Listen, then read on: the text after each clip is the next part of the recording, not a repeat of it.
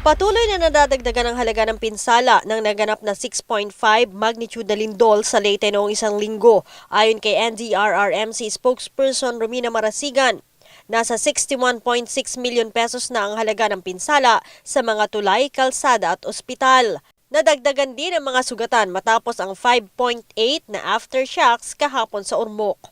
Mula sa 329 ay nasa 332 na ito matapos magpanik ang mga estudyante na nasa bahay ng kapitan ng barangay. Doon sa area na iyon, meron isang bahay na isang barangay captain. Nakapagtala tayo ng 92 students. Marami sa ang mga mag-aaral talaga nagpanik, natakot, may mga hinimatay pa nga eh. Pero ang naitala natin doon, may 3 na estudyante nagkaroon ng minor injuries dahil doon sa nagkagulo kasi sila, nagtakbuhan. Nasa 1,173 pamilya din o 6,020 individual ang apektado ng lindol sa 15 barangay sa Leyte. Sa nasabing bilang, 70 pamilya o 374 na individual ang nasa isang evacuation center sa Cananga na patuloy na sinusuportahan ng pamahalaan. Doon sa huling na itala natin, ang tulong mula sa Social Welfare and Development is more than 3.2 million.